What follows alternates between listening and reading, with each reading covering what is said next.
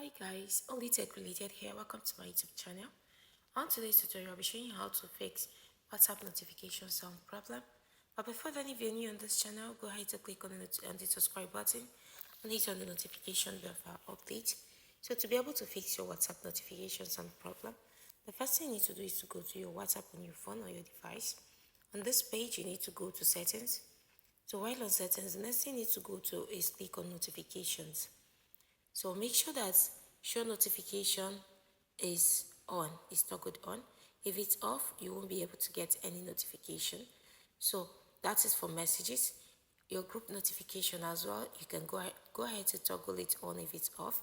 Then on the sound, do not leave it on the none. Make sure you select either of these sounds so that it will have a sound when you have a notification on your phone. There will be a sound. So once you're done with this, same thing you fix on this message notification, you should fix it on group notifications. So once you're after this one, the next thing you need to do is go out from this page, then go to your settings, then come to notifications again, and then scroll all the way to where you have your WhatsApp. Okay, right here. Then once you open your WhatsApp, make sure that this sound is toggled on or allow notification. Once this is not on, you won't get any notification on WhatsApp. But if you toggle this on, you will have notifications on your phone that there is a message. You get the notification sound and you try to set your sound to something you will be able to hear when there's a notification.